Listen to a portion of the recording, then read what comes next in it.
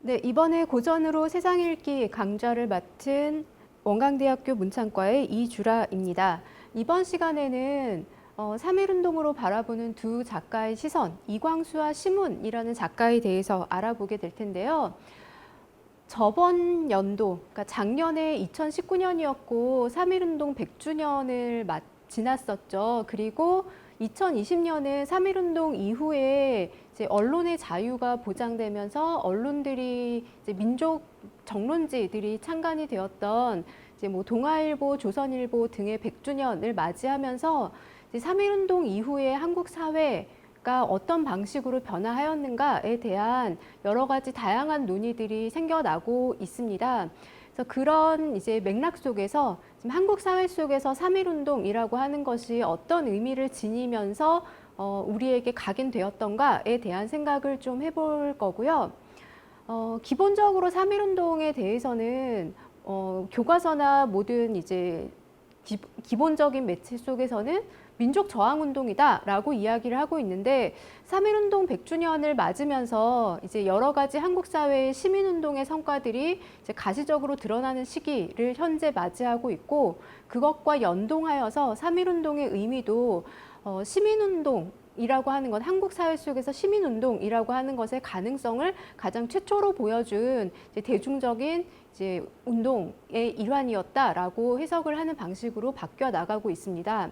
이렇게 100년의 기간 동안 3.1운동의 의미는 민족 저항에서 시민운동으로 넘어오게 되었는데 그렇다면 1920년대 3.1운동이 벌어졌고 그리고 그것이 마무리되었던 1920년대 당대의 3.1운동에 대해서는 어떻게 평가를 하는가라고 하는 궁금증이 생기게 되죠.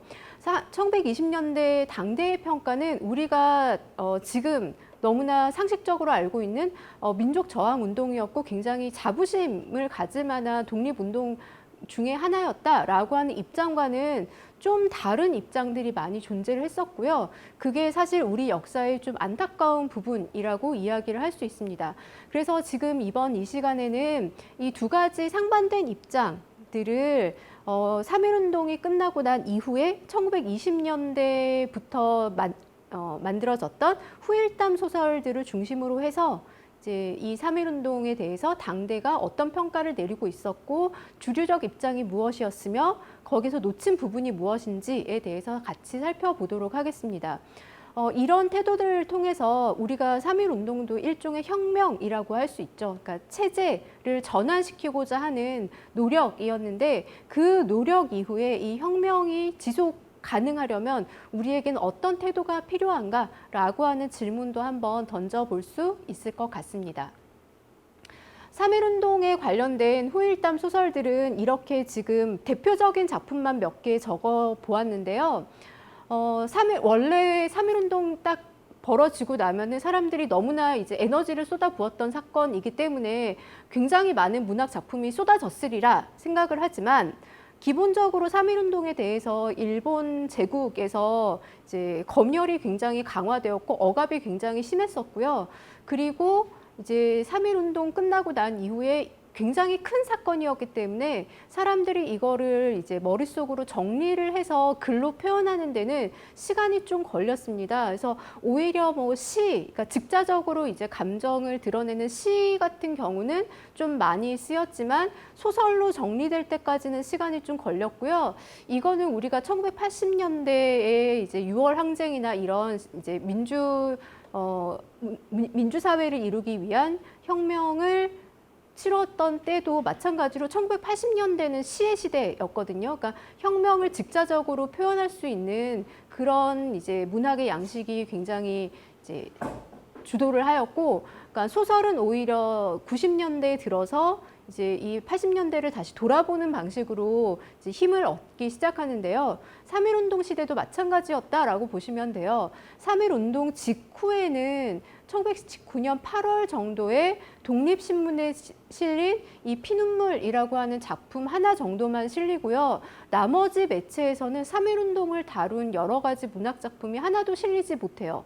그리고 또 한편으로는 그 1919년에 실린 이 피눈물이라고 하는 작품은 이 조선 땅 안에서 만들어진 그러니까 발표된 작품이 아니라 그러니까 임시정부가 있는 상해에서 발표된 작품이라서 조선 땅 안에서는 이 3.1운동을 다루는 문학 작품에 대한 검열이 굉장히 심했었구나라고 하는 걸 다시 한번 확인하게 됩니다. 그럼에도 불구하고 이 3.1운동 이후의 이 삶에 대해서 그리고 3.1운동의 의미에 대해서 고찰하기 시작하는 것들은 이제 검열에 걸리지 않는 방식으로 고찰하기 시작하는 작품들은 1921년 후반 정도부터 나오기 시작해요. 가장 유명한 작품이 이제 염상섭의 작품들인데 원래 염상섭의 작품 중에서 3.1운동과 연결된 가장 직접적인 작품은 만세전이라고 이야기를 할 수 있죠. 만세전은 3.1운동 이후로 이제 이 그러니까 조선 사회가 이제 어떤 식으로 체제 변화를 하느냐라고 하는 부분을 굉장히 잘 이제 보여주고 있는 작품이고요. 이 작품은 1922년 7월에 실리게 됩니다. 그리고 이제 완성은 24년에 되고요.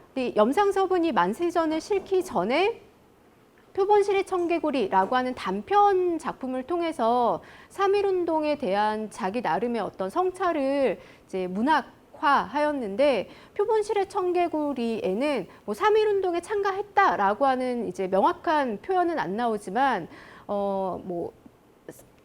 한 2, 3년 전에 봄에 있었던 이제 일로 한 3, 4개월간 감옥에서 있었던 김창옥이라고 하는 사람, 뭐 이런 식으로 소개를 하면서 이 표본실 청개구리의 주인공이 김창옥이 3.1운동과 관련하여서 감옥살이를 하고 나와서 미치게 되었다라고 하는 내용을 담아내고 있습니다.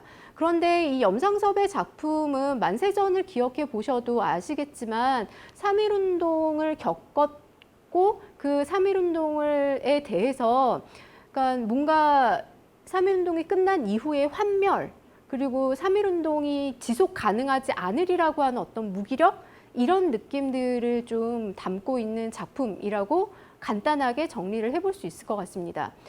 김동인 또한 3.1운동과 관련된 작품을 동명의 1922년에 실었는데요. 제목 태형이라고 하는 걸 봐서 아시겠지만 김동인 또한 평양에서 이제 3.1운동에 참가를 했다가 감옥 체험을 했었고 그 감옥 체험기를 이제 태형으로 그려내고 있는데 이것 또한 이제 혁명 이후에 뭔가 무기력, 쓸쓸함, 그다음에 뭐 환멸 이런 내용들을 담아내고 있습니다. 그리고 그 다음 작품은 이희철의 읍혈조라고 하는 작품인데요. 이희철의 읍혈조는 이제 앞에 작품들이 이제 잡지에 실린 작품이라면 잡지보다 조금 더 대중적인 신문에 실린 작품이 이희철의 읍혈조라고 보시면 됩니다. 그러니까 이제 1921년 후반부터 22년까지는 잡지의 작품들이 실리지만 조금 더 그 3.1운동 후일담 소설이 대중화되는 시기는 23년 정도부터라고 생각하시면 되고요. 이희철이라고 하는 작가는 우리가 좀 이제 재미있게 기억을 해보자면 이광수의 무정이라고 하는 소설이 있잖아요. 그 무정이라고 하는 소설에 보면은 그 이형식이 굉장히 사랑하던 애제자 희경이라고 하는 제자가 나오는데요. 그 애제자가 바로 이 이희철을 모델로 삼아서 만들었다. 뭐 이런 이야기가 있습니다. 그러니까 이광수의 제자였다라고 알려진 인물인데 아직까지 정확하게 인물에 대한 정보는 많이 나와 있지는 않고요. 그러니까 이희철은 이광수와 비슷한 계열에서 세상을 바라보는 작가였다라고 보시면 되는데 이희철의 읍혈조 또한 3.1운동을 주도하였던 청년 세대들이 3.1운동에 참여를 했었을 때 약간 허영과 허위의식을 가지고 참여했던 게 아니냐라고 하는 비판적인 이제 그리고 냉소적인 그리고 3.1운동에 대해 약간 회의적인 태도를 보여주는 작품이라고 볼 수 있습니다. 이 모든 작품들을 보면 1919년 당대에는 작품화가 이루어지지 않고 1921년 후반부터 시작되어서 그때부터 3.1운동에 대한 고찰이 본격적으로 이루어진다라고 볼 수 있는데 그렇다면 3.1운동이 서사화되기 시작하는 이 1921년 후반이라고 하는 것은 어떤 시기였냐라고 하는 게 궁금증이 생기는 거죠. 그러면 1921년 후반의 정치적 상황은 어땠는지를 한번 생각을 해볼 텐데요.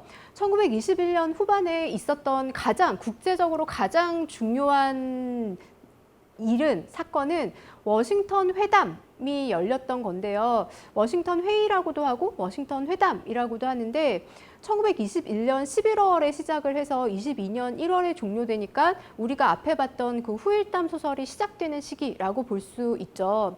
원래라면 이 워싱턴 회담은 이제 1차 세계대전 이후에 각국에서 이제 군비를 막 확장하기 시작하니까 이 군비를 이제 좀 줄여서 전쟁의 위험을 낮춰보자라고 하는 의미로 이제 그 목적을 위해서 이제 합의를 이루기 위해서 회의를 시작을 했는데요. 분명히 이 군비 감축은 이루어졌습니다. 그래서 국제적으로는 이 회의는 성과를 이룬 회의예요. 그런데 이제 식민지 조선의 상황에서 보면 어떤 문제가 있었느냐라고 하면 원래 식민지 조선에서는 1차 세계대전 이후에 민족 자결주의가 시작되면서 이 민족 자결주의를 통해서 외교적으로 독립을 이뤄보고자 외교적 노력을 굉장히 많이 했거든요. 그래서 파리 강화 회의에도 참석을 하려고 했었고 거기에서 굉장히 노력을 많이 기울였는데 파리 강화 회의 참석이 불발이 되었죠.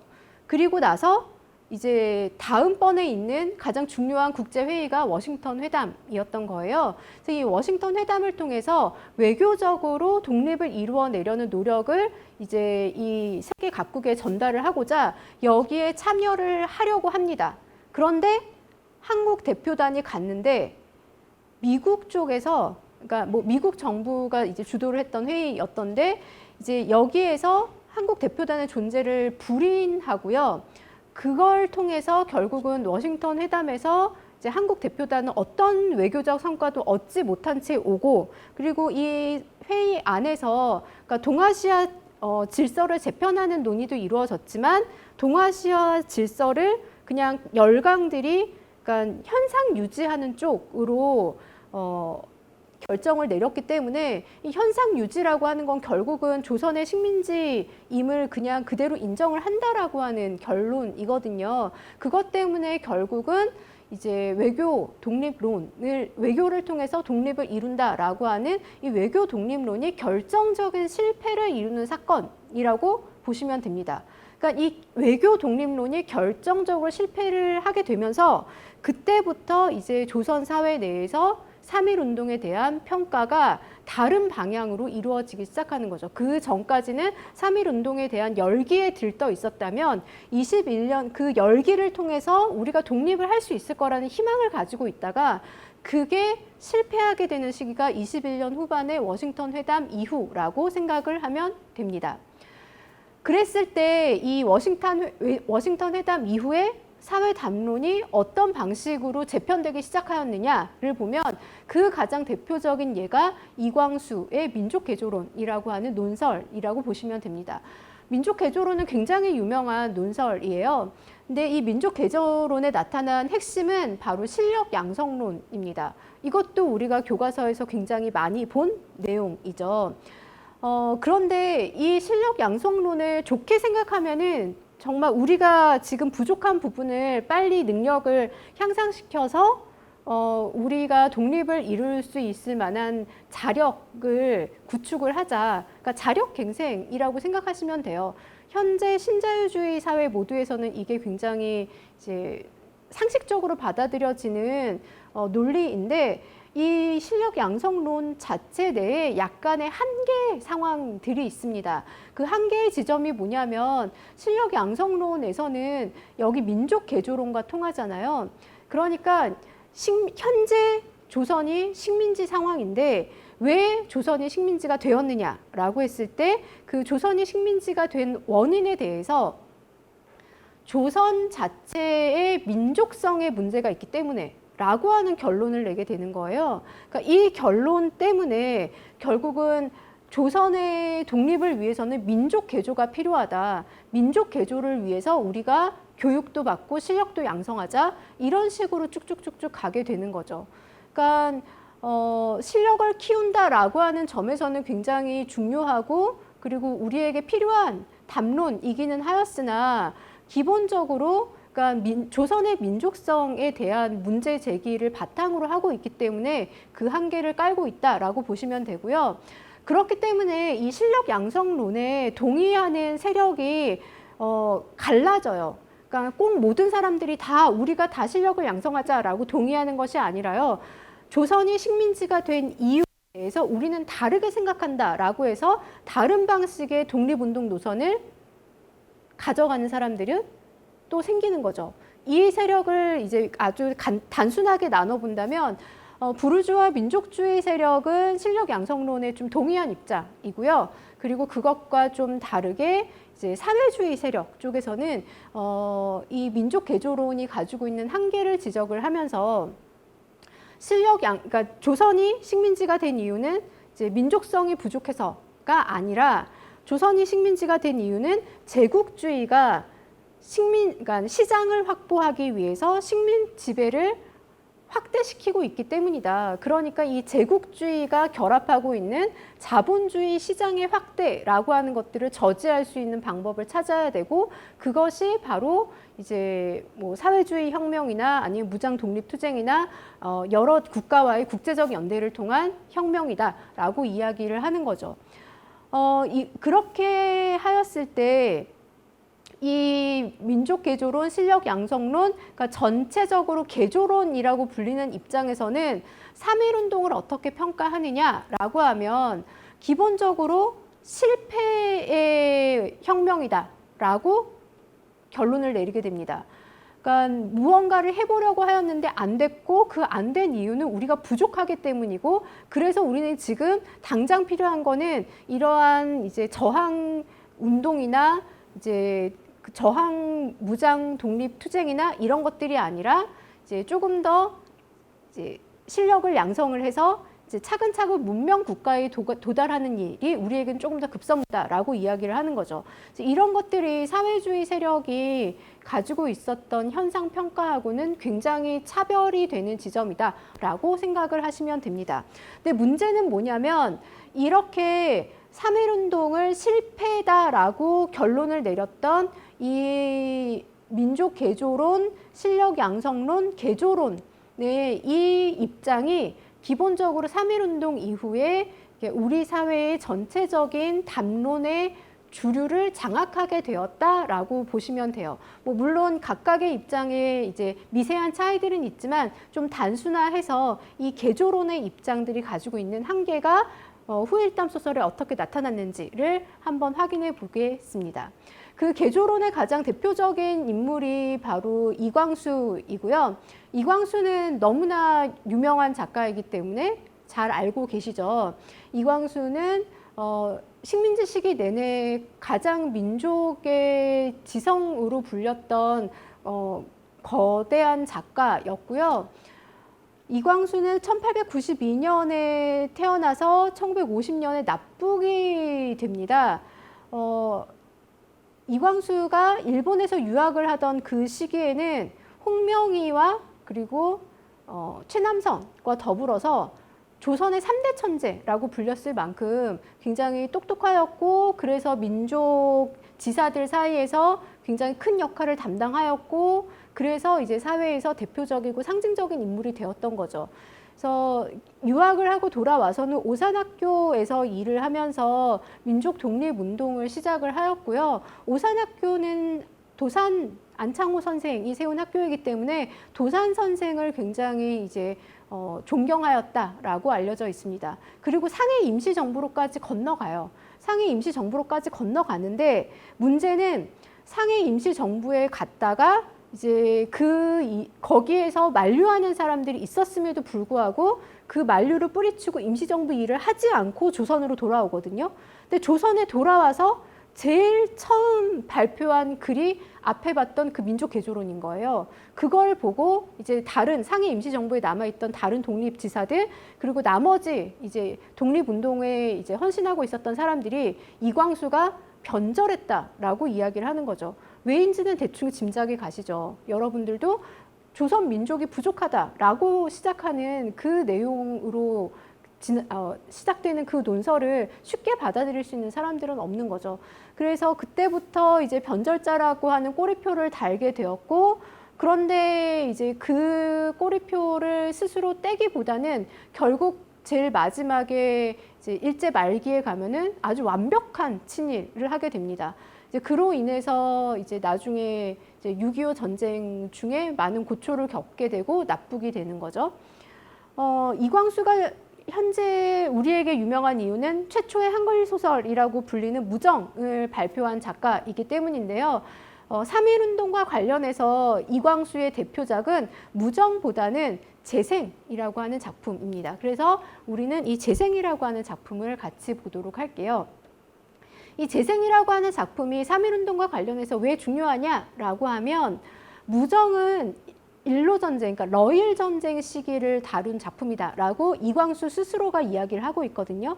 그리고 개척자는 그러니까 한일합방 그때를 이제 배경으로 하고 있다라고 했는데, 이 재생이라고 하는 작품은 만세운동 이후 1925년경의 조선을 그려낸 작품이다라고 작가 스스로 이야기를 하고 있습니다. 그렇기 때문에 이 재생이라고 하는 작품 속에서는 이 3.1운동 이후에 청년들의 모습이 나타났는데요. 미리 내용을 간단하게 말씀드리자면, 이광수는 3.1운동 이후에 3.1운동을 주도했던 청년들이 다 타락했다라고 하는 내용을 전달을 해요. 그래서 이 3.1운동 이후 청년들의 타락상이라고 하는 것을 보여주는 작품이 재생이다라고 보시면 됩니다.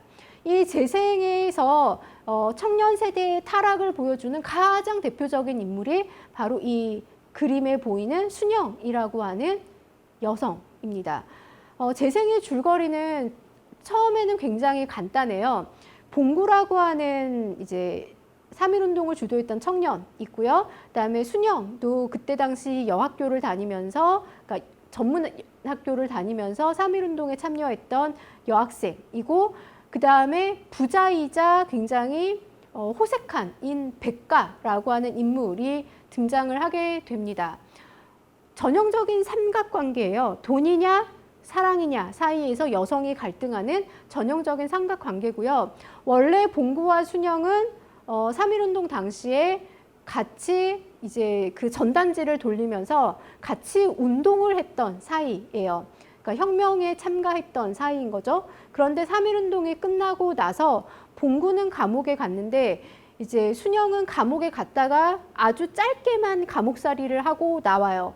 그리고 나서 순영에게 펼쳐진 이 3.1운동 이후의 세상은 혁명의 기운을 느낄 수 없이 물질적인 타락에 휩쓸려가는 사회를 눈앞에 마주하게 되는 거예요. 그거를 본 순영은 내가 이렇게 살아서 무엇할까, 뭐 이런 생각들을 하면서 자기에게 주어지는 그 물질적인 허영과 사치를 즐기는 쪽으로 인생의 가닥을 잡습니다. 그래서 이미 벌써 결혼을 하였고 부인도 있지만 순영을 이제 제2 부인으로 맞이하고 싶어하는, 아니면 조금 이제 세속적으로 말하면 첩으로 들이고 싶어하는 이 백가라고 하는 부자와 결혼을 해서 살아가는 거죠. 그런데 봉구가 이제 감옥살이를 하고 나와서 순영이 이렇게 부자에게 거의 몸을 팔듯이 결혼을 한 거를 보고 이제 화가 나서 이제 순영에게 이제 너가 그렇게 타락할 줄 몰랐다라고 하면서 이제 갈등이 생기는 거죠. 이 갈등 속에서 결국은 이 청년 세대의 대표는 이 순영과 봉구라고 할 수 있는데요. 이 순영과 봉구는 모두 다 타락을 하는, 그러니까 순영은 기본적으로 물질적 허영 때문에 타락을 하게 되고요. 그리고 봉구 또한 순영이 그렇게 물질적으로 타락한 걸 보고, 그래, 세상에서는 이 순수한 가치, 순수한 사랑, 그다음에 이상, 그 이상의 실현이라고 하는 거는 불가능하겠구나. 그렇다면 나도 물질적으로 부자가 될 테야 라고 하는 굳은 다짐으로 이제 미두판에 들어가서 이제 돈을 벌려고 하거든요. 처음에는 타락을 해요. 그런데 그 타락했던 봉구가 나중에는 이제 민족을 위한 헌신의 길을 택하면서 다시 이제 새로운 사람, 민족 지사로서 갱생하게 되는, 봉구는 변화하는 인물형으로 나오고 이 봉구를 통해서 이광수는 이 사회의 청년 세대가 타락을 벗어나서 어떻게 민족을 위해서 갱생할 수 있는가를 보여주고 싶었던 거죠. 이 봉구라고 하는 인물이 이 재생에서는 작가의 의도를 가장 잘 드러내 보여주는 중심 인물이라고 이야기할 수 있습니다. 그랬을 때 봉구는 독립운동과 어떤 관계를 맺느냐라고 하면 봉구는 3.1운동 이후에 그 민족 계몽 노선을 택하게 돼요. 그러니까 개조론의 입장에서 조선인의 실력을 양성시키기 위해서 그러니까 야학운동이나 농촌 계몽운동 같은 것들을 통해서 그러니까 우리 사회를 좀 변화시켜 나가보자라고 하는 그 이제 입장을 취하게 되고요. 이게 바로 이광수가 중요시하는 독립운동의 방향이었다라고 보시면 돼요.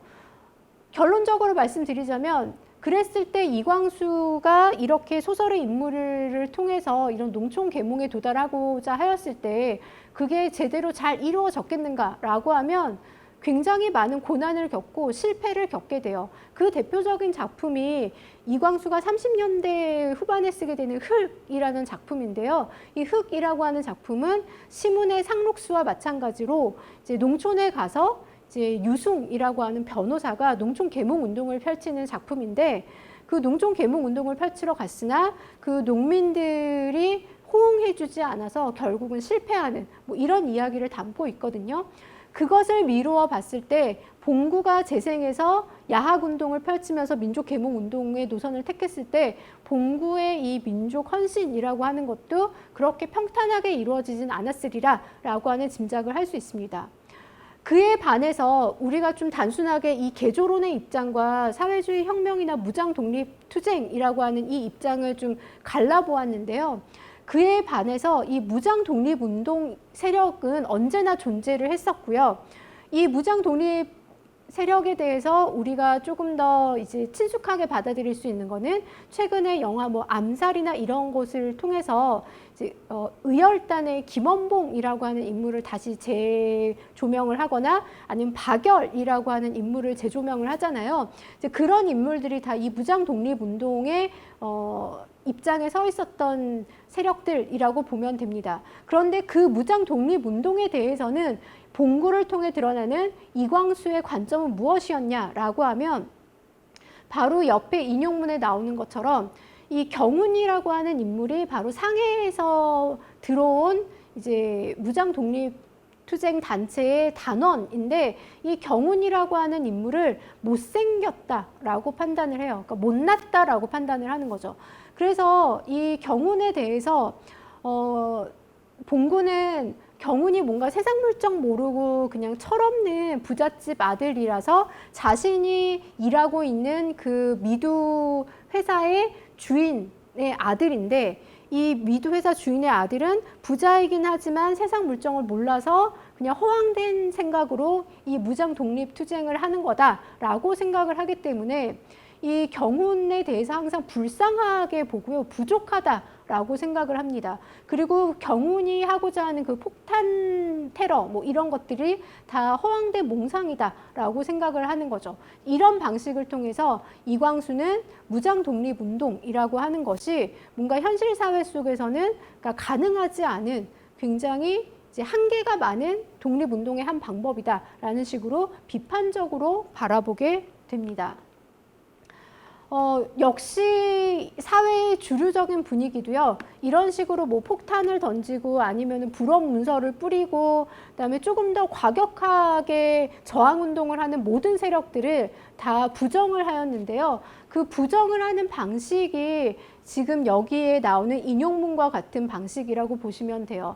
그러니까 언론에서 이렇게 무장 독립 투쟁을 하는 사람으로 예측이 될 만한 사람들을 어떤 방식으로 보도하게 하느냐라고 하면 불온한 사건들이 지금 1번과 2번에서 다루어지고 있거든요. 첫 번째는 전신주의 불법 문서를 계속 붙이는 것. 그리고 두 번째는 큰 칼을 차고 이제 어느 학교에, 그러니까 지금 여기 명동학교라고 나오는데요. 학교의 교장에게 가서 돈 내놓으라고 위협 협박을 하는 것. 현재 우리 사회에서라면 이거는 분명히 강도고 불법인 거죠. 하지만 여러분들이 그 암살이나 뭐 이런 영화를 보셨던 기억을 떠올리신다면 상해에 있는 임시정부나 여러 독립단체에서는 독립자금을 마련하기 위해서 조선에 와서 자금을 모금해 가는데 그냥 이제 자발적으로 주는 그 기부금을 받기도 하지만 사실은 친일을 했던 사람들의 재산을 축내기 위해서 그 사람들에게 가서 이제 이런 무장한 강도의 모습으로 찾아가서 협박을 해서 독립 자금을 가지고 오는 경우도 있었거든요. 그것도 일종의 전술 중에 하나였는데요. 그런 식의 어떤 활동을 했던 사람들을 모두 다 뭐라고 이야기를 하느냐라고 하면 다 미쳤다라는 방식으로 신문 보도를 해주는 거죠. 그러니까 그렇게 모든 사람들을 다 광인이다, 정신 이상자다라고 낙인을 찍어버리면 대중들한테 이게 어떤 효과를 발휘하게 되느냐라고 하면 뭔가 불온한 문서를 붙이거나 이렇게 이제 협박을 해서 돈을 가져가는 독립운동을 하거나 모든 이렇게 체제에 반하는 행위들이 다 그냥 미쳐서 하는 행위지 정상적인 일은 아니다라는 방식으로 이제 사람들을 호도하게 되고요.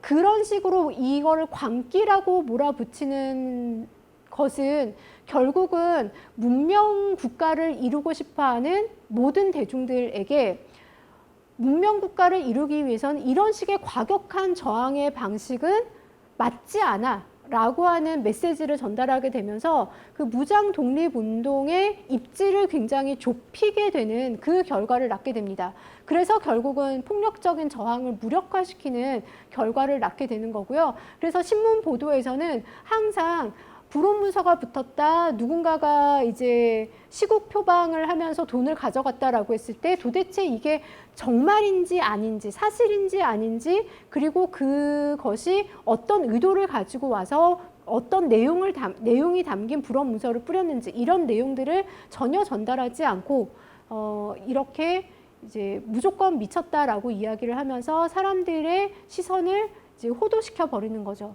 그러한 이제 언론 보도 속에서 그리고 앞에 봤던 그 개조론에서 실력 양성론에서 말하는 그 무장 독립 운동에 대한 비판적인 시선 속에서 광인의 이미지는 이렇게 뭔가 폭력적이고 불온한 행위들을 사회 표면에서 소거시켜 버리기 위해서 사용하는 하나의 전략이 되었고요.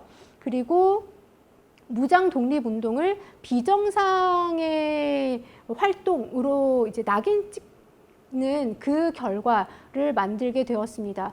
이런 식을 통해서 3.1운동 이후에 있었던 여러 가지 무장 독립 투쟁의 방식들을 그리고 그 저항의 움직임들을 다 없는 것처럼 만들어 버리거나 아니면 비정상적인 것으로 만들어 버리거나 우리가 동의하지 말아야 될 어떤 방식으로 만들면서 3.1운동의 열정과 에너지를 굉장히 소거시켜 나가는 역할을 하게 됩니다.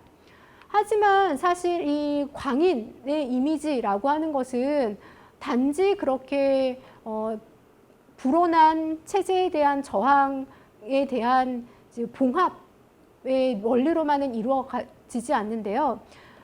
기본적으로 그렇게 열정을 가지고 뭐 과격한 저항을 해서 우리 사회가 이룰 수 있는 것은 전혀 없어 라고 하는 그 냉소적인 시선 속에 숨겨져 있는 열정과 에너지와 이 체제를 변혁시키고자 하는 그 힘이 있었는데 그 힘에 대해서 포착을 하고 있는 다른 담론들이 분명히 존재를 했었다라고 하는 거죠.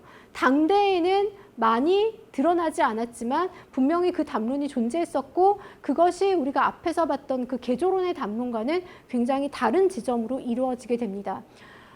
그 사회의 담론과 다른 여러 가지 현상들이 어떤 게 일어나냐면 1920년대 사회가 굉장히 재밌었던 지점, 특징적인 지점 중에 하나는 3.1운동 이후에 우리는 3.1운동의 비폭력 투쟁이라고 생각을 하기 때문에 끝나고 굉장히 얌전하게 사회가 잘 정리가 되었을 거다라고 생각을 하잖아요. 근데 사실 3.1운동이 지난 이후 거의 한 1년 넘게를 전국 곳곳에서 정말 우리가 독립했다라고 생각을 하는 사람들이 곳곳에서 계속해서 그러니까 만세 시위를 계속 펼쳤고 그것이 이제 경찰에 의해서 제지를 당하면 무장 봉기를 했었고, 그러니까 그런 식의 무장 봉기와 그다음에 여러 가지 소요 사태, 폭력적인 소요 사태들이 사회 곳곳에 벌어졌었는데요.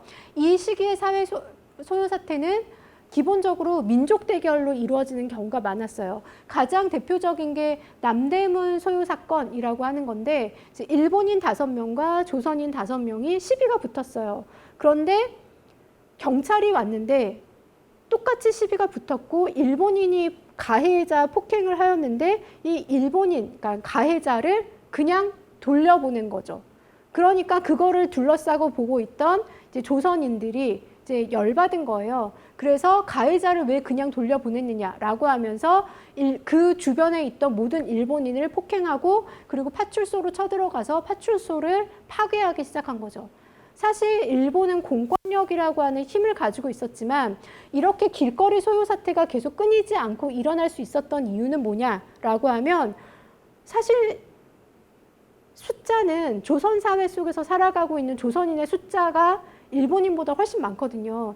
그러니까 한번 이렇게 소요 사태가 났을 때 일본인은 순식간에 소수가 되고 조선인은 순식간에 다수가 되어서 이 민족 대결 속에서 조선인들은 그동안 쌓였던 울분을 표출할 수 있는 계기를 가질 수 있게 된 거죠. 그렇기 때문에 1920년대에는 3.1운동이 뭔가 끝나면서 그것을 풀 수 없었던 조선인들의 울분이 이렇게 길거리 곳곳에서 터져 나오는 형상들을 보여주게 되는데, 이 소요 사태들은 결국은 우리가 짐작할 수 있듯이 불공정한 체제죠. 그러니까 식민 지배라고 하는 거는 불법적이고 불공정한 체제잖아요. 그 불공정한 체제, 그리고 불공정한 공권력에 대한 불만과 저항을 표출하는 계기로 이 폭력적 저항이라고 하는 것들이 드러나게 됩니다. 이런 폭력적 저항, 길거리에서 나타나는 이 폭력적 저항을 가장 잘 표출하면서 그걸 통해서 이 광인의 이미지를 다시 새롭게 갱신한 작품이 그 유명한 나훈규의 아리랑이라고 하는 영화예요. 1926년 10월에 단성사에서 개봉을 하였고요. 지금 여기에 있는 이 장면이 아리랑의 한 스틸컷이라고 보시면 됩니다. 아리랑에 대한 내용은, 지금 아리랑은 영진이라고 하는 이 인물이, 그러니까 영진이라고 하는 인물이 이제 3.1운동으로 추정되는 사건으로 인해 감옥에 갔다가 나오면서부터 시작해요. 감옥에 갔다가 나온 영진은 이제 거기서 여러 가지 고문이나 뭐 이런 것 때문에 이제 정신을 잃고 정신 이상자, 광인이 됩니다. 그런데 이 정신을 잃었음에도 불구하고 영진에게 가장 중요한 거는 소중한 동생 영희를 보호하는 것이고요. 그다음에 친일 외경의 앞잡이인 기호를 증오하는 일. 이 두 가지가 영진의 머릿속에는 각인되어 있어요. 그런데 하필이면은 이 친일하는 이 기호는 역시 악인은 어쩔 수 없죠. 이 영희를, 그러니까 아름다운 영희를 탐내서 이 영희를 겁탈해 버리는 거죠. 겁탈하려고 하니까 이 영진이 이 영희를 보호하기 위해서 이제 이 기호를 이렇게 처단을 하는 그러니까 환각 속에서 이제 이 기호를 이제 죽이는 이 모습을 보여줍니다. 여기 광인을 보면은 뭔가 이제 광기 어린 모습으로 이제 살인하는 장면이 보여지는데요. 이 첫 번째 사진이 이제 1편에 아리랑이 굉장히 인기가 많았기 때문에 시리즈로 만들어지는데, 1편의 사진이라면 이 밑에 있는 사진은 시리즈 3편의 사진이라고 보시면 돼요. 여기에서 이 영진은 광인이자 살인자의 역할을 합니다. 근데 살인이기 때문에 사실은 이제 사람들이 다 악인이라고 생각하기 마련인데, 여기서는 이 광인이자 살인자의 역할이 바로 정의의 사도로 이제 형상화되었다라고 하는 거고요. 이 정의의 사도는 조선이라고 하는 약자를 보호하고, 그다음에 일본이라고 하는 강자와 악한을 징치하는 역할을 하게 됩니다. 이때 이 광인은 결국은 아리랑이라고 하는 작품을 통해서 조선 사람들한테 이제 어떤 이제 쾌감을 주게 되느냐라고 하면, 그러니까 조선의 불행한 희생에 대한 울분, 그리고 그것을 극복하기 위한 어떤 폭력적인 복수에 대한 대리만족, 이런 것들을 만족시켜 주는 거죠. 그러니까 아리랑이 도대체 왜 인기 있었나를 생각을 해보면 이렇게 우리가 조선이 억압을 받고 있으면서 제정신으로 살아갈 수 없는 사회가 되었는데 그 제정신으로 살아갈 수 없는 이 인물이 오히려 역설적으로 제정신이 아니기 때문에 이 세상에 복수를 할 수 있다라고 하는 어떤 통쾌함 같은 것들을 제공을 할 수 있었던 거죠. 그랬을 때 이 아리랑에 나타나는 광인의 표상이라고 하는 것은 단지 아리랑이라고 하는 작품에만 한정되지 않고요. 이 조선의 신문 보도에 나타나는 여러 가지 양상들을 보면은 이 광인이라고 하는 표상을 통해서 그동안 하지 못했던 이야기를, 그러니까 하지 못했던 울분을 표출을 하고, 그다음에 이 광인이라는 표상을 통해서 독립에 대한 약간 늘 검열당하는 제정신이 아닌 발화를 해보고 싶었던 욕망들이 드러나는데요. 그게 무엇이냐라고 하면 그때 주목해야 될 공간이 바로 동파로실이라고 하는 공간입니다. 여기 뒤에 있는 배경 사진인데요. 동파로실은 총독부 병원에 있는 정신병동이었어요. 그러니까 동쪽에 있는 8번째 이제 병실, 그러니까 병동이었던 거죠. 근데 이 동파로실에 대한 보도를 일부러인지 의도적인지 하여튼 신문에서 자주 종종 다루게 되는데요. 그렇게 보도를 할 때 어떤 식으로 보도를 하냐면, 그러니까 이런 방식인 거예요. 외국의 정신병자는 연애광이 많으나 조선의 환자는 모두 정치광인이다라고 하면서 정신병자 이야기를 보도를 하면서 은근슬쩍 정치적인 메시지를 묻어서 내보내게 됩니다. 그리고 두 번째는 어떤 내용이냐면, 그래서 이제 그 정신병자의 이제 사례를 보여주면서 어떤 이야기를 하냐면, 경상도 출생의 강 씨라고 하는 여자는 이제 자칭 여장군인데 내 아들이 임금이 돼야 되는데 일본이 지금 우리나라를 뺏어가서 내 아들이 임금이 되지 못한다. 일본 물러가라. 뭐 이런 식의 얘기를 한다든지, 아니면 어떤 사람이 일본 총독을 비판하는, 총독부를 비판하는 내용들을 이제 이야기를 하고 있다든지, 이런 식의 어떤 예시들을 통해서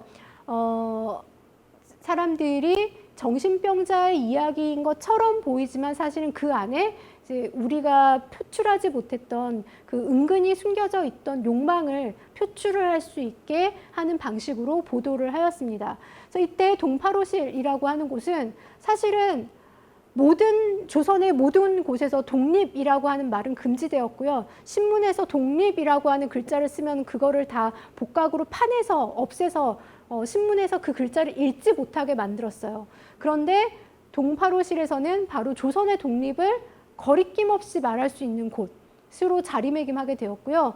왜냐하면 그들은 바로 정신병자이기 때문에 쟤네들이 하는 말은 그냥 어쩔 수 없는 거야 라고 하는 방식으로 받아들였기 때문에 이 정신병자라고 하는 보호막을 통해서 일본 지배에 대한 불만을 표출할 수 있는 그 통로의 역할을 동파로실이 담당하였다라고 보시면 됩니다.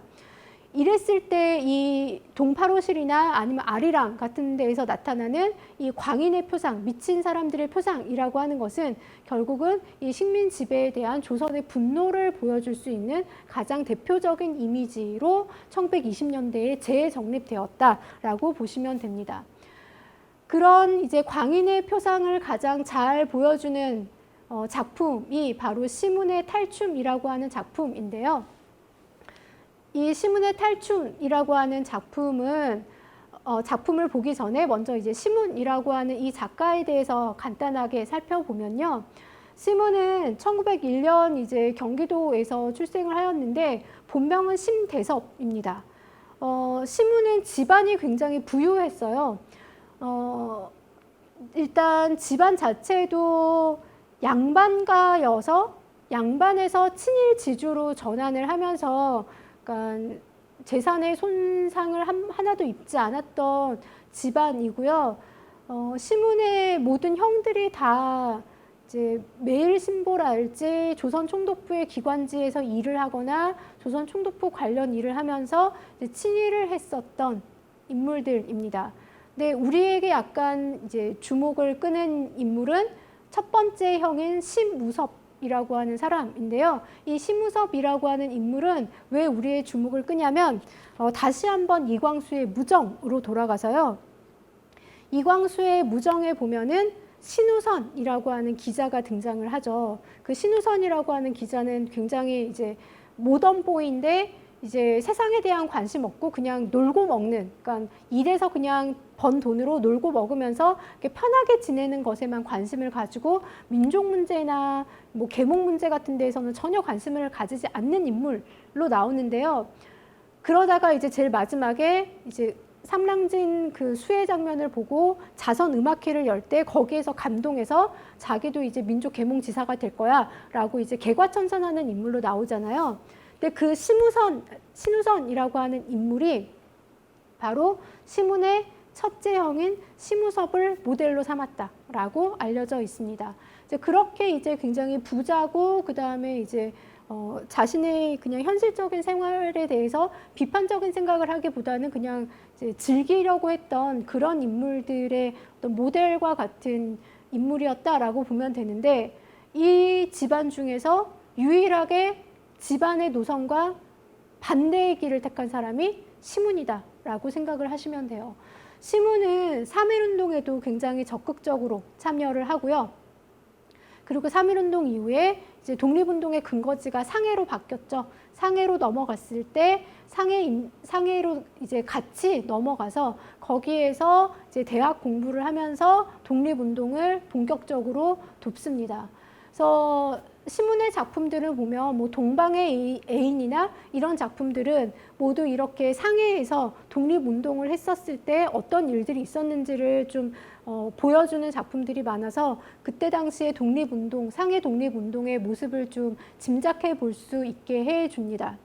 그래서 그렇게 독립운동을 하다가 이제 조선에 넘어와서는 우리가 잘 아는 것처럼 시문은 시인이자 소설가, 상록수의 소설가인데 이렇게 문학 활동만 했느냐라고 하면 그렇지 않고, 시문은 기본적으로 생계는 언론 활동을 통해서 하였고요. 신문 기자 활동 같은 것들을 하면서 생계를 유지하였고요.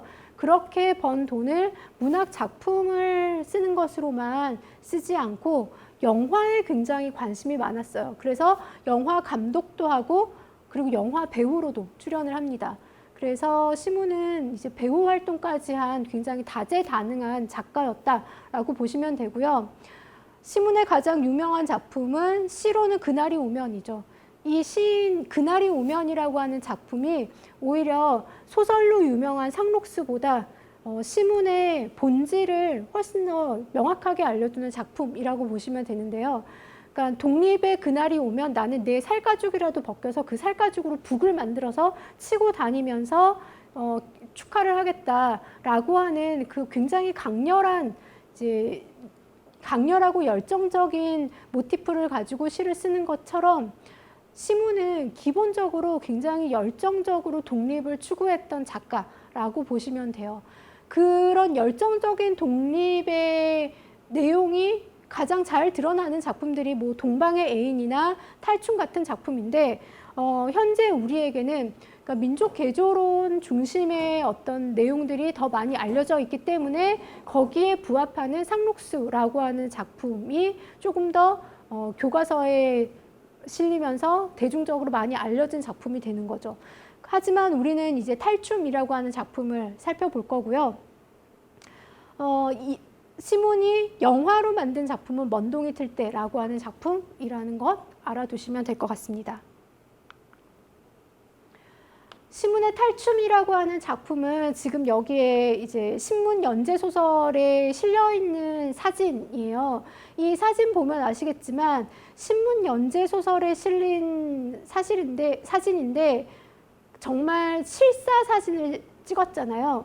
이렇게 소설을 연재를 할 때 만화처럼 또는 사파처럼 그리지 않고 이렇게 실사 사진을 찍어서 사파 옆에 이제 보여주는 이런 형식의 소설을 영화 소설이라고 합니다. 그러니까 영화를 찍듯이 진짜 장면을 찍어서 보여주는 소설이다라고 하는 의미인 거죠.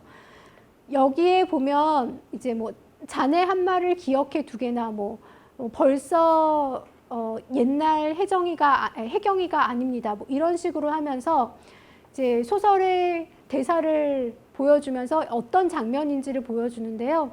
이 두 가지 장면을 연결시키면 이 소설에서 어떤 내용, 어떤 일이 벌어졌는지를 충분히 알 수 있습니다. 여기에서 보면 기본적으로는 이 흥렬이라고 하는 인물이 가장 중심 인물이고요. 흥렬의 친구인 일영이라고 하는 남자가 있어요.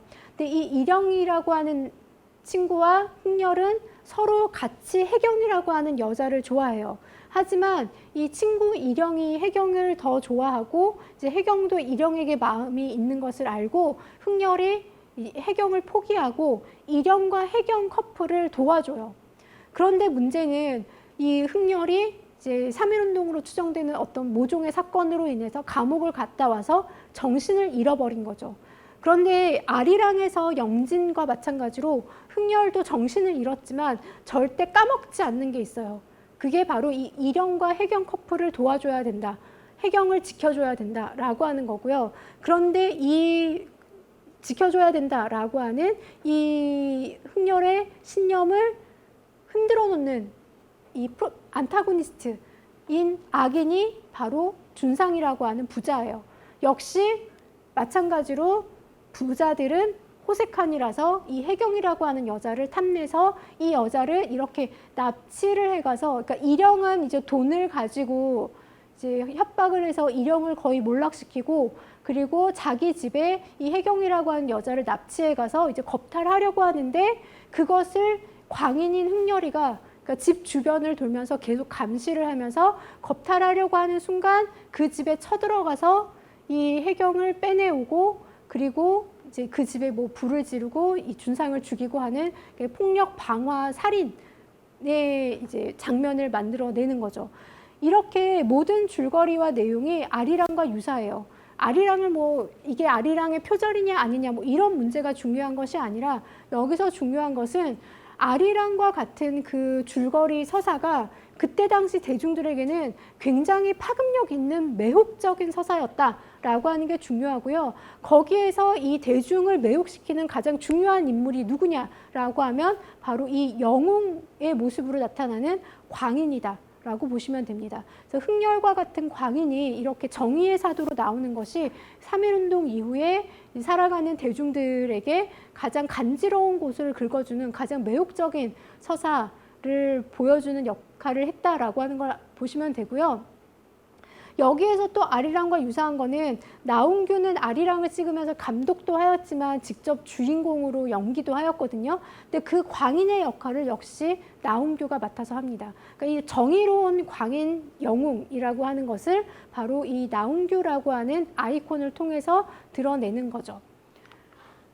그랬을 때 지금 우리가 바라보게 되는 이 광인 영웅의 표상이라고 하는 건 어떤 의미를 가지느냐라고 하면, 이 광인 영웅의 표상이라고 하는 것은 당연히 뭔가 왜 매혹적이었는지 알 것 같죠. 우리가 뭔가 박탈당했고 잃어버렸고 제정신을 살 수 없다라고 하는 그런 식의 어떤 감성을 자극해주는 역할을 했던 게 광인의 표상이고요. 그 광인의 표상 속에서 그 광인이 영웅이 될 수 있었던 이유는 사회 주류에서는 자꾸 그냥 뭐 폭력적으로 행동하지 말고 과격하게 저항하지 말고 교육을 통해서 그러니까 차근차근 우리의 실력을 양성시키자라고 이야기를 하는데, 그 주류적인 담론만으로는 풀리지 않는 어떤 이 독립이나 체제 저항에 대한 그러니까 강렬한 에너지가 있었다라고 하는 거죠. 근데 그 강렬한 에너지를 그러니까 일상적으로 그냥 정상적인 사람이 풀어내면 항상 미쳤다라고 얘기를 하니까 아예 역설적으로 그 광인을 내세워서 우리는 미쳤으니까 마음대로 할래, 우리가 그동안 이제 숨기고 있었던 여러 가지 울분과 에너지를 그러니까 마음대로 표출을 할래 라고 하면서 그 주류 담론에서 배제되었던 그 저항의 열정을 그러니까 있는 그대로 표출할 수 있게 하는 그 역할을 담당하기도 하였습니다. 그랬을 때 3.1운동에 대한 3.1운동 이후의 현실 인식은 뭔가 기본적으로는 냉소와 무기력으로 일관을 하게 되거든요. 우리도 여러 가지 혁명 상황들을 겪고 난 이후에 이제 사회 모습들을 조금씩 들어서 알거나 경험해서 알게 되는데, 혁명이 끝나고 나면 항상 100% 체제 변화가 이루어지지는 않잖아요. 이 100% 체제 변화가 이루어지지 않았을 때 사람들은 모든 것이 다 실패했어. 역시 그러니까 체제 변화는 쉽게 이루어지지 않아 라고 하면서 회의주의에 빠지게 되면서, 그러니까 어떤 것도 할 수 없어, 우리는 변화시킬 수 없어, 바꿀 수 없어 라고 하는 이 냉소와 무기력에 빠지게 되는데, 워싱턴 회담 이후에 이 냉소와 무기력을 가장 잘 흡수한 층이 바로 이광수로 대표되는 개조론자들이라고 생각하시면 됩니다. 그들은 그러면 이 무기력하고 냉소적이고 회의주의적인 상황 속에서 그럼에도 불구하고 사회의 지도층으로서 이 사회를 이끌어가는 담론을 어떻게 만들 것이냐라고 하였을 때 그나마 이 체제 안에서 어떻게 하면 우리의 실력을 키울 것인가라고 하는 그들의 상상력은 결국은 체제 안에서 머무르자라고 하는 그 상상력에 그치게 된다라고 하는 거죠. 근데 그렇게 체제 안에서 머무르자라고 하는 상상력에 그치게 될 경우에 사람들은 근본적인 이 회의감, 근본적으로 내가 무엇을 할 수 있을 것인가에 대한 이 무기력증을 벗어날 수 없어요.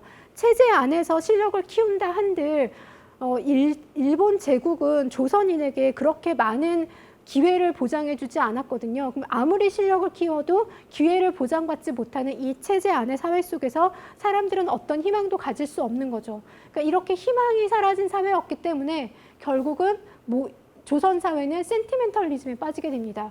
슬프고 울고 싶고 눈물 나고 쓸쓸하고 무기력하고.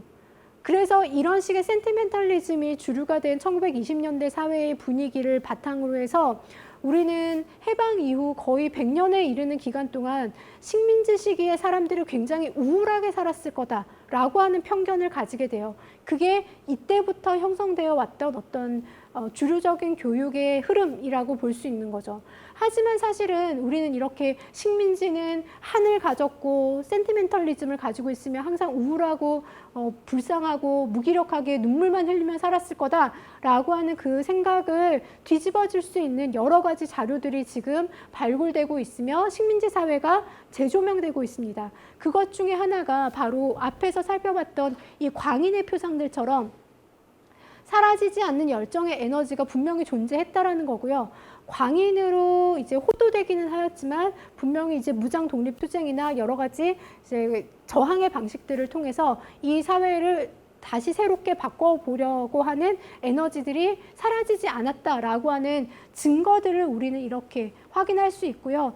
그런 이제 이 사회를 변화시킬 수 있다라고 하는 그 새로운 전망의 관점을 보여주는 작가가 바로 시문과 같은 대표적인 작가입니다. 이광수와 시문의 마지막 생의 마지막이 어떠했는가를 잠깐 떠올려 보시더라도 우리가 이 삶을 살아가는 데 있어서 혁명 이후에 어떤 전망을 가질 것인가의 그 관점이 어떻게 삶을 다른 방식으로 바꾸어내는지 좀 짐작이 가시리라 생각이 듭니다. 세상은 다시는 바뀌지 않을 거야 라고 하는 회의주의에 빠져들 경우 이광수와 같은 친일의 노선을 택하게 되고요. 나는 끝까지 세상을 변화시킬 수 있고 이 체제 밖을 떠나서 새로운 체제를 나는 상상할 거야 라고 하는 이 시문은 분명히 폭압적인 체제 속에서 이른 나이에 결국은 사망하기는 하였지만 끝까지 독립에 대한 열정을 놓지 않았던 작가로 남아있게 됩니다. 이렇게 현실에 대한 분노, 저항, 변화의 열정 같은 것들을 이 분명히 식민지 사회에 대해서는 꾸준하게 존재를 했었다라고 하는 거고요. 이런 것들을 볼 때 우리는 식민지 현실 속에서 민중들이 도대체 어떠한 에너지로 그 시대를 살아갈 수 있었는가라고 하는 부분에 대해서 좀 새로운 인식을 해볼 수 있을 것 같습니다.